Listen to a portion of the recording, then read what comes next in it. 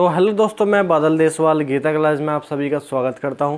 दोस्तों, जैसे कि आपको पता है कि हमारी जो है मैथ की स्पेशल सीरीज़ चली हुई है और इस स्पेशल सीरीज़ में हम जो है आपके जो है सभी वनडे एग्ज़ाम आने वाले, कोई भी आपका एग्ज़ाम हो, कोई भी वनडे एग्ज़ाम हो, आपका पुलिस का एग्ज़ाम हो, आपका एसएससी का एग्ज़ाम हो, आपका आरपीएफ का एग्ज़ाम हो, आपका किसी भी स्टेट का टैट हो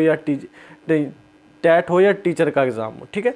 तो जो भी आपका एग्ज़ाम है, वनडे एग्ज़ाम है, तो जहाँ भी आपसे बेसिक मैथ पूछा जाता है तो आप उसका स्कोर बढ़ा सकते हो इस सीरीज को देखकर, ठीक है।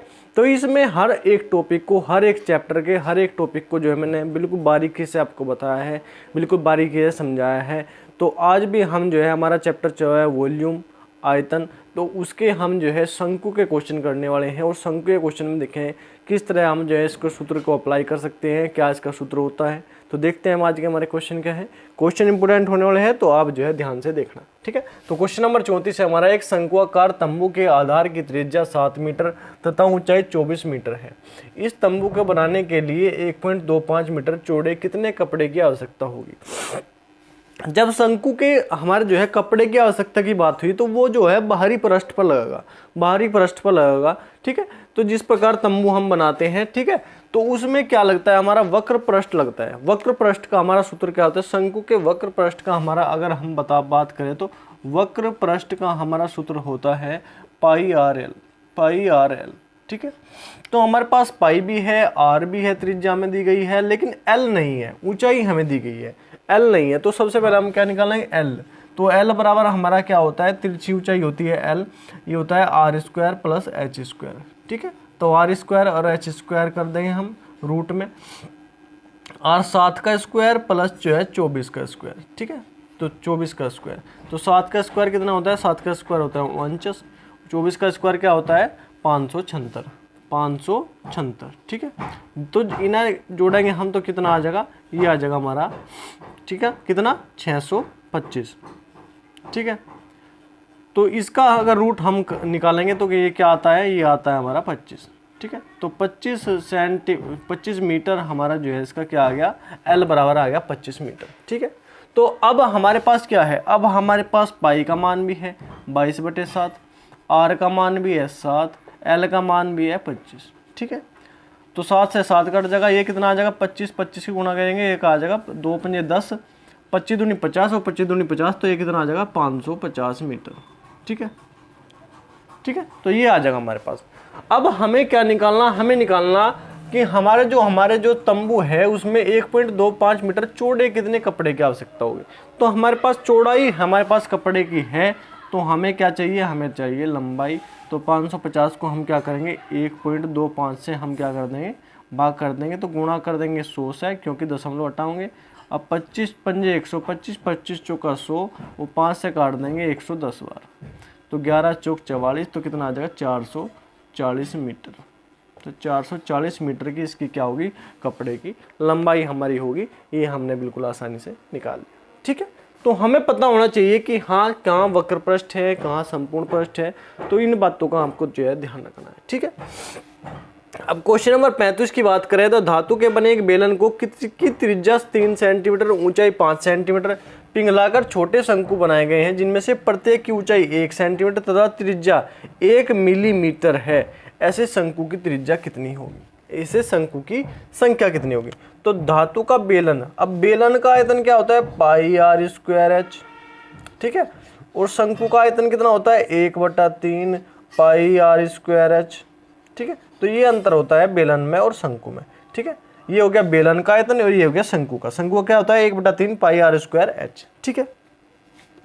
अब हम इसमें रखेंगे पाई का मान, पाई रख लो, पाई गुणा आर का मान क्या रखेंगे, आर का मान है 3, तो 3 गुणा 3, एच का मान कितना है 5, ठीक है, 5 बटे, अब 1/3 पाई का मान ऐसे कैसे रखते हैं, गुणा आर, त्रिज्या हमारे पास क्या है, त्रिज्या हमारे पास है 1 मिलीमीटर।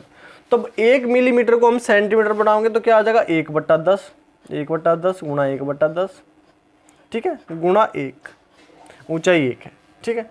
पाई से पाई काट दो, 3 से 3 ऊपर चला जाएगा और ये 10 से 10 100 हो जाएगा। तो 3 3 होती 27, तो 27 गुणा 5 और गुणा कितना आ जाएगा 100।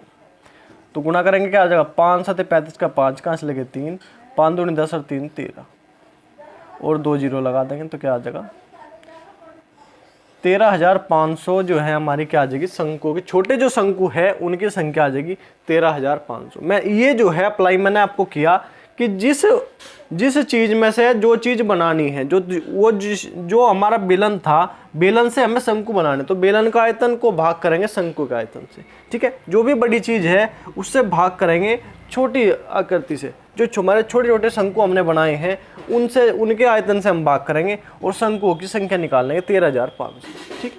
तो ये बात जो है हर क्वेश्चन में अप्लाई होती है जहाँ भी इस तरह के क्वेश्चन संख्या वाले पूछे जाते हैं, ठीक। अब क्वेश्चन नंबर 36 की बात करें तो धातु के बने एक शंकु की ऊंचाई 9 सेंटीमीटर तथा आधार की त्रिज्या 7 सेंटीमीटर है। इसे पिघलाकर एक घनाभ बनाया गया जिसकी दो भुजाएं क्रमशः 11 सेंटीमीटर और 6 सेंटीमीटर है। घनाभ की तीसरी भुजा कितनी होगी, ठीक। जब हमें तीसरी भुजा निकालनी तो हमें ये पता है कि जिसे पिघलाकर बनाया गया है और जो पिघलाकर बना है उनका आयतन जो है वो बिल्कुल समान होगा, क्योंकि एक ही मटेरियल से दोनों बने हैं, एक ही जो जिनका उसका धातु का जो आयतन है वो बराबर होगा, ठीक है। तो शंकु का आयतन हम निकाल देंगे, क्या होता है 1/3 पाई r स्क्वायर h, ठीक है। तो निकालेंगे